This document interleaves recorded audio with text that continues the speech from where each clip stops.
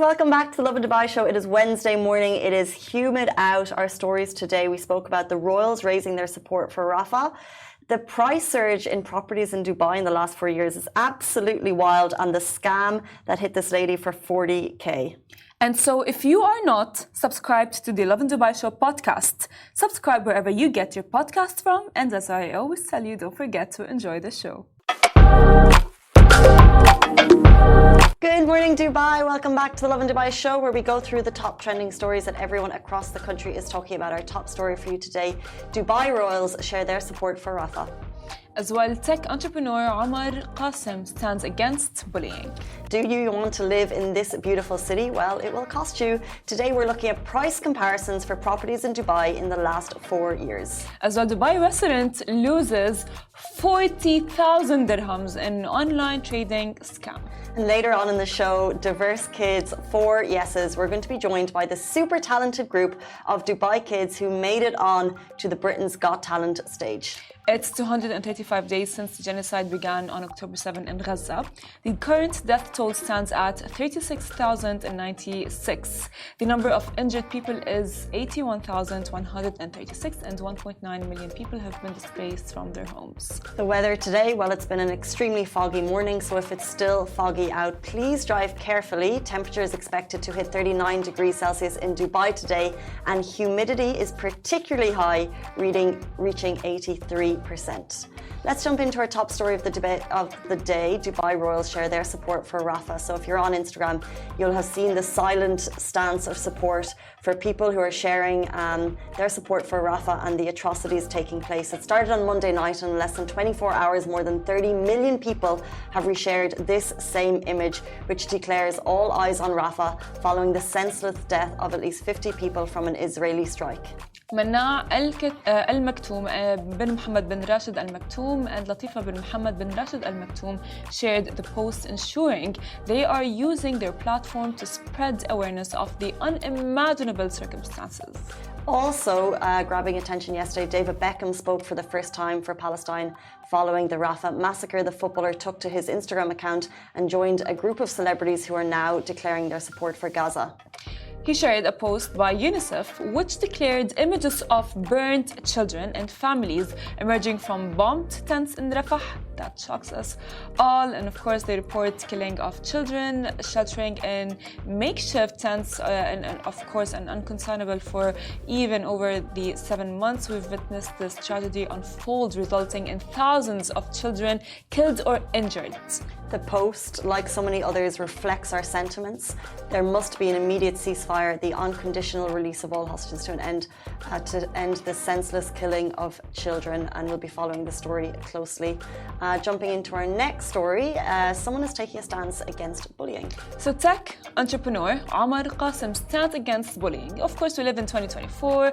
You get cancelled for almost everything, and bullies are always called out no matter what and where. So tech entrepreneur Omar Kassim, founder of Jadopado, shares an anti-bullying message. You can see it here. It was on X. He shared what appears to be an old note that he wrote in school. The note says, "To Mrs. Rowlands, I think it is unfair that kids are not allowed to fight at school. I really would like to stick up for myself by not depending on others." He ended it saying, "If I don't, I keep getting bullied and hurt." And of course, his post on X got positive responses from users who related to bullying in schools. It's a really tricky one, no? Yeah, it is. I agree with you, because bullying is there, and sometimes when you tell a teacher or a supervisor or even the, counselors, they don't really act upon it to actually stop it. And then you do see a tendency, like kids who got bullied, they turn to be very aggressive at home. And I would say very, they pull back, they stop doing well at school, they stop doing well with friends, socially, and they get a lot of mental health issues. And by the way, not only that, bullying is there even not only at school, at university, at workplaces, everywhere, you know what I mean? And on the internet, even if you are on the internet and just posting a picture, you are you are there, you might get bullied. This is the thing. It's so prevalent. It is a thing in society, and you're right, it's workplaces, universities, starting in school. So when schools say that, they have an anti-bullying campaign and, they're very aware, it's like you can't be, because you're not in the psyche of these kids, and it can be silent bullying. And I would hate to sit here and try and say a one-size-fits-all statement based on bullying, because I don't think that's the case. Agreed. Unless you're in it. And I think it would be really helpful to have maybe a psychologist or someone from schools to come in and speak on, what they can do in these cases. Like, what advice can you give to kids going through something? And it's always, it's always going to be speak up, speak to someone close to you, and then see if they can help. But some cases, like, it just happens, so then the school needs to find out. But it would really be great to have, someone with a better recognition of what's going on, because you just can't. I just feel like there's no statement for one size fits all in this case. Yeah, I actually honestly agree with you. And the fact that he had written that he wants to actually fight and beat the bullies up just shows like what kind of like bullying he has gone through to feel like he's only able to defend himself if he actually hits the other person. You know what I mean? Like, violence is never the answer. But this is going to become, I would say, over like the course of like, if that would continue, he would be violent, and then I don't know, his future kids, his future wife is going to be like, oh my God, he's so violent. And then or like even with his workplace, right? He's going to be violent. He's not going to know how to react or how to speak up in like a very, I would say, civil manner. Like, hey, you've done this. I don't like this. Please stop. He's not going to be able to do that, because in his head, like, fine, I need to beat them up. Yeah, I don't. It won't always, continue into your adult life, I'm sure.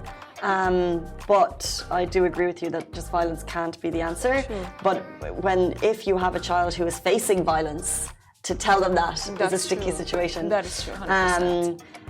But I think we can just say that if you do know someone going through it, try and have a conversation with them and speak to them, because it's prevalent and it happens, particularly in schools. Yes, and speak up. If you guys do not like someone who is talking to you in, let's say, a very condescending tone, let's say, right? Or a very rude tone, what you can do is be like, hey, I don't like this.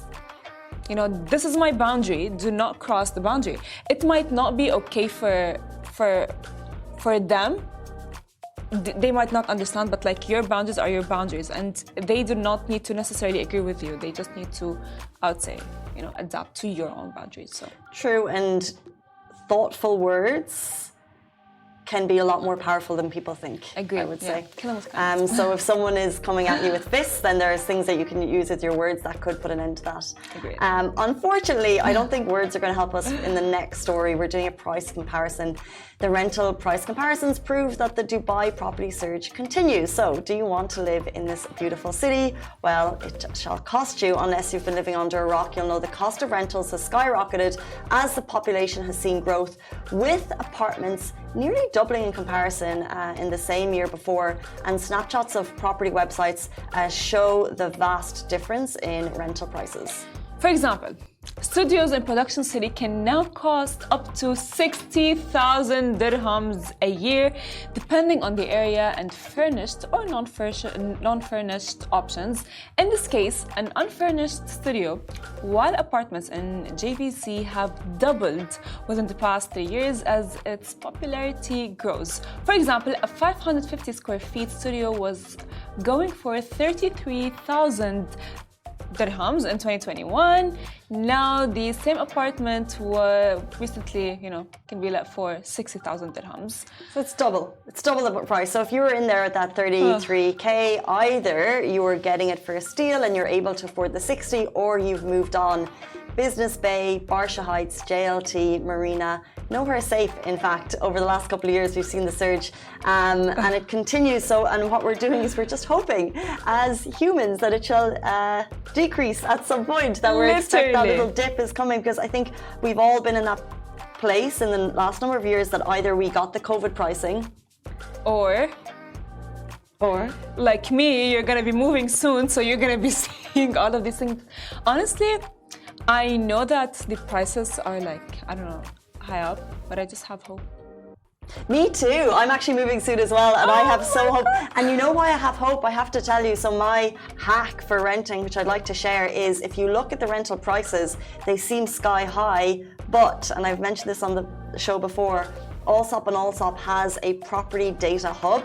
It's on their website. It's on the top bar. Click it, and it shows you all the recent, in the last month, year transactions on DLD for the very apartment you're looking for. It shows you new contract and renewals. And in my searches for the buildings that I'm looking at, what's on the property website page is not the same as the actual transactions going through. So come July, when I'm looking for an apartment to rent, I'm going to go marching in with my property data hub information and be like, but this is what you've got, but look at all the other properties in your area. I think there's a lot of opportunistic landlords out there trying to get a higher price, considering the hype, considering these news stories that the hype continues. Yes. But I do think check that property data hub, and that gives you the actual information of money actually on the table to the DLD for rentals, and that will help you get a proper, reasonable expectation of what to pay. So guys, I think I know who to go to when we're looking for apartments. I wouldn't need all of the hacks that you just said. I just have one, but that's I mean, the key one, Yeah, I mean, I didn't even know about that, because they are so expensive, and my family and I, we all sit together, and we all look at houses and how expensive it is, and my dad goes oh my God, it's that much. I go yeah, it is that much, Baba, it is. But you know what? I think I need to actually sit down with you and just figure out the hack. Yeah, it's because the what we see and then the actual DLD. That I've just noticed a bit of a difference. So if you are trying to save some money, I would do that, and I would just suggest negotiating with landlords. Yeah. I think the last year I rented, I just put the money on the table because I was in a bit of a rush, and then looking around, I was thinking, okay, I've overpaid here. So I think that try and negotiate with landlords as much as possible, because it's really just a figure they've made up at the end of the day. Not really. Okay, 8:42. Let's jump into our next story. Scams are rampant, and we really feel for the person who's made a loss on the next story. Of course, I mean, this is not a small number. Dubai resident loses 40,000 dirhams in online trading scam. So, a Dubai resident got scammed out of 40,000 dirhams when she engaged in online trading. She received a WhatsApp message from, oh my God, very usual WhatsApp message from Digital Essence 8 that claimed people could earn money by completing tasks. And I've actually seen a few people getting similar messages. You get a message that comes through and it's like, do this and this and we'll send you 100 dirham, and you're thinking that's a quick way to earn a buck. So the point of this scam was that she would pay any amount and get a profit out of it. She was receiving money initially for her investment, so she actually was getting money back. She invested an additional 20,000 dirham so that she could withdraw her money back. Now, the final round was closed and she needed additional money to withdraw hers back. And that's when she realized the cycle wouldn't end. This was a scam. I mean, if my mom is watching this, I hope she... Because my mom believes in those oh, Farah, if you do this, you're going to get money. I'm like, Mom, you're not going to get money. Can we just say our heart really goes out to Rebellious Brownie on Instagram, Neha Iman Janjua, I hope I pronounced that right. We've just seen we're getting a lot of DMs, people on the receiving end of these scams, and it's so easy to sit on a pulpit and be like, be vigilant, check the QR code, but it's so easy to get pulled in. I regularly get emails, I'm like, oh, this is Etisalat, this is Emirates Post, and then there's some stroke of luck that I haven't got done yet. True. But I nearly feel like I'm waiting for it at this point, that because this is a new one, by the way, a new investment type scam. And there was another one I saw yesterday. Someone got a message and it was like, you'll earn money, but not in an investment way. It was like, do these things on social media, like something, and we'll give you money back. And you're thinking, oh, that makes sense, because I'm gonna, I'll be like a real bot type thing. So I'll like and I'll comment and I'll get money back. Oh. Scam. Scam. Scam. Oh my God. By the way, the thing is if it's an email, it's very easy to it's easier, not very easy, it's easier to recognize if it's a scam or not because you can tell from like the who is it sent to, what's the email and so on, you know what I mean? But if it's like via WhatsApp, it's more believable.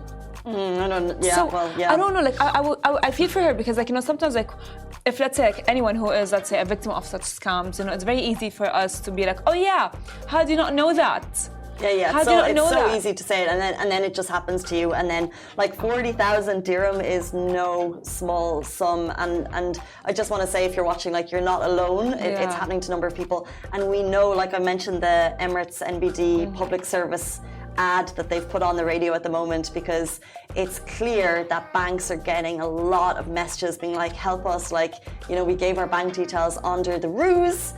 So, you know, the issue is not with us, it's with you, the bank, because you should have been able to figure out that it's a scam on the other side.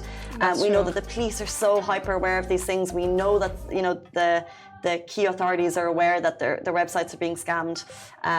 So if it's with you, we're sorry. And I don't know, like, what can we say? We want to say be vigilant, but like, it can happen to anyone. I'm not going to say anything because, of course, you know, we all, you know, almost got scammed. It's fine, we might not have gotten scammed, but we all almost so close. Got literally. I mean, you've told me about the story of like when you I don't know, booked a hotel and it. Remember the story? Booked a hotel. Oh yeah, that was my booking.com account had been hacked. And then exactly. You know, and as well, like, you know, when I wanted to sell a dress, and it's a very expensive dress, and if it was not like literally, if I was not busy for that 1 second, I would have been scammed. There's just, and it's so, it's just everywhere. Yeah, I agree. It's just everywhere. Okay, so not a laughing matter. 8:46 on Wednesday morning. We are so excited to welcome our next guest. They're a super talented Dubai dance group, and they got 4 yeses on the Britain's Got Talent stage. Do stay tuned. Hey guys, welcome back to the Lovin Dubai show. Today we have amazing talent joining us in the studio. These incredible dancers have wowed the judges on Britain's Got Talent. They have performed at the Kids' Choice Awards for Jessie J, and they're also going to take the stage at Dubai Opera. We have Kier, Ariana and Sienna from Diverse. Welcome to the show. How are you doing? Good, thank you for having us on. I love your energy. Are you usually this excited for school in the morning? Oh, no, not most of the time. Not really. Okay, kick it off. You got 4 yeses at Britain's Got Talent. Like, can you tell us about the whole day? How did it happen? I mean, so the whole morning was really special. Like, it's such an amazing opportunity, and for being with all my friends makes it even more special. We woke up really early. We got to like the BGT filming location. We got to do interviews with like Anton Deck and backstage. We got to watch all the other acts as well sometimes, and then we did it, and it was really cool. How did it work? Because there's a massive group of you. So if you're doing interviews and things, like, how do you decide? Yeah, it was like they kind of selected different people, and if you've done an interview before, they get like maybe another 4 different people to do it. So it was kind of a bit like, random choosing it. Yeah. But it was fun. But there was a lot of interviews and there was a lot of like backstage stuff to do. But yeah, it was like a whole day thing that we spent doing. And then Simon Cowell. He's got this reputation, if you haven't seen the show, as this like nasty guy, but he seemed to like you from the very beginning. He was lovely. I mean, I have nothing bad to say about him. I think he enjoyed it actually a lot. Yeah. And I was very happy because I thought he was going to be mean. Yeah, He was actually very nice. we all really wanted Simon's approval, I think, going into it, because we were like, you know, he's like the big one, kind of hard to please. Yeah. However, he was nice. I mean, I nothing pretty bad to say about him at all. And I think especially because he said you guys have 4 yeses, like made it like such a full circle moment. Yeah. Literally, like, even now, because I watched it again this morning, I just have goosebumps thinking about it, and that's me, and I'm just meeting you today for the first time. So, what was it actually like? Simon Cowell, 4 yeses, like the brutal guy got up off his feet, and the whole crowd loved you. What was that like? It was a surreal moment, really, because obviously we all watch the show billions of times. You know, we all like love the show. And then like being backstage alone and you see like different things that you've seen on the show before, you're like, oh, that was that. And then being on stage and you're like, oh my God, it's all happening at once. It was kind of like there's no way to describe it. It was like, crazy. Looking behind and seeing that we're performing on Britain's Got Talent was such a crazy experience.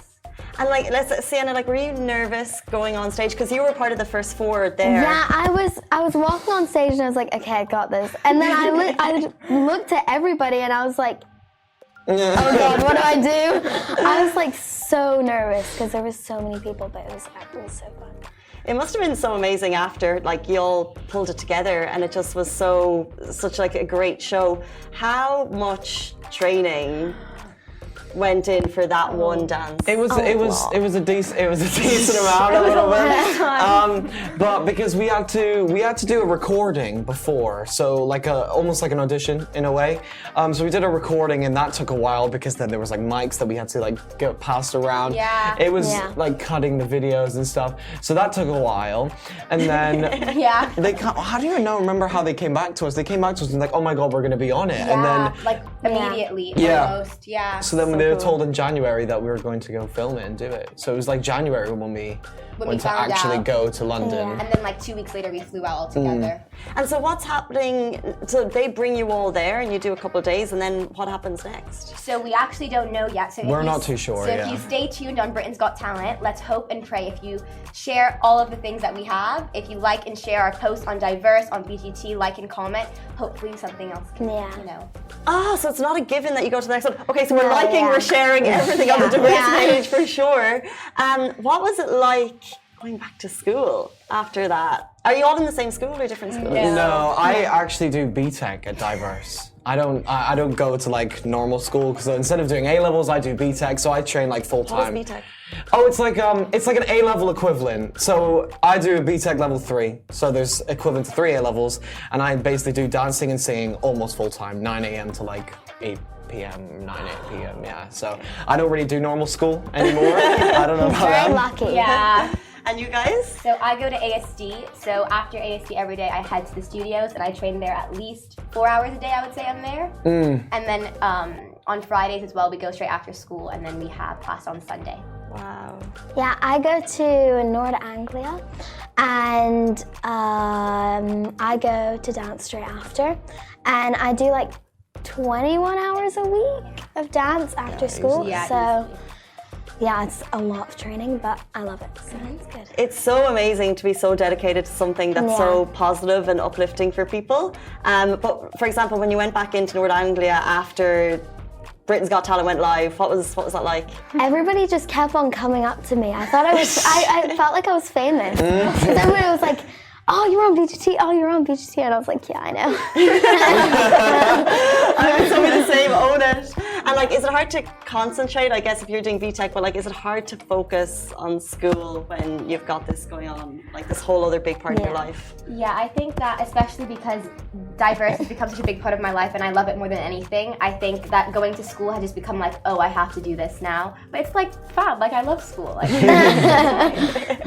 if any of my teachers are watching, I love school. Yeah. We all love school, so it's great. and give people that don't know a bit of background, like what is Diverse? What is the Performing Arts Centre? I mean, it's a performing arts school, and the difference between Diverse and other performing arts schools in Dubai is we kind of started off doing every range of dancing, and like because we don't do ballet, we don't just do contemporary, we don't just do commercial, we do all of them, and we do even more tap, all of that, and we also do drama and singing, and we do all three at the same time. We have like musical theatre and stuff like that. So I guess the difference between Diverse and everyone else is we are diverse. We do everything, and then now we have the BTEC, of course. So now it's like a full training course, I guess. Yeah. And especially since Diverse has been around for now 16 years, we've all become like a second family, and it's really nice growing up with the same people and like becoming their best friends. I see there's people behind the screen giving a big thumbs up for all of that. Who's here? Who's come with us? Me and Kira's mum and dad, and then Ariana's mom. Yeah. Do you think it's important to have like the support of your family through all of this? Yeah. 1,000%. Yeah, of course. Yeah, it always helps. It's Yeah. always good. But they're, of course, always supportive. Love Of you course. guys. Yeah. But even if you're traveling the world, for example, well, Kids' Choice Awards Jessie J, that was in Abu Dhabi, was it? yeah. That was Yeah. Abu Dhabi, the Etihad Arena, yeah, and Yeah. that's why we got picked to do BGT. It was because they reached out to my parents who own Diverse, and saw us performing Jessie J, and they were like, they're great, we want to see them. And then they asked us to audition, and then we managed to get in. So that's kind of how Yeah. we got to do all of that.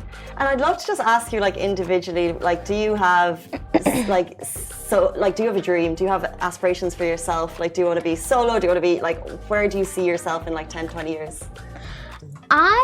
When I graduate, I want to go and do I want to try and get into like musicals because I love singing and dancing. But then after that, I want to own my own dance school like my parents because they inspire me a lot and they're very good and they're lovely. very successful. So I want to do the same thing as them. And yeah. How lovely. That's really lovely. I think for me, because I don't go to a British school like a lot of other people, I go to an American school, so it's kind of different. So I kind of want to pursue performing arts in LA or anything to do with performing arts. And I just think anything to do with it, singing, dancing, acting, I would love to be a part of that world because that's what I grew up doing and that's what I've seen so many people that have graduated from Diverse have so much success over the years. And I think that, they really inspire me to, try to make it myself. Yeah, I mean, I've only got a year left after this one. Crazy. And I obviously want to go to a performing arts college, like a musical theatre college. And then after that, be in musicals. I want to do like acting in plays as well, all the sorts of movies maybe someday, who knows. But kind of a broad range of everything really, yeah. So that's kind of my job, my dream. Well, truly diverse, right? Best of luck to you all individually, and hopefully we can get you back on, or well, your talent can get you back onto the next stage for Britain's Got Talent. So for everyone watching right now, again, how can they help you? What do they need to do? Where do they need to go to help you get there? Like and share everything on social media that you see of us. And also, if you want to come support us even more, we have our end of the year show at the Opera this year on June 16th at 2 and 7 p.m. And there we're doing our full-on BGT audition because you can't see the full clip on YouTube or on the show. But if you want to come support us, you can watch that then. How great, guys. Love that so much. Kier, Ariana and Sienna, thank you so much for sharing a little bit of diverse with us this morning. That brings us to the end of the show. Absolute superstars. We'll be back with you tomorrow morning, same time, same place. Bye-bye.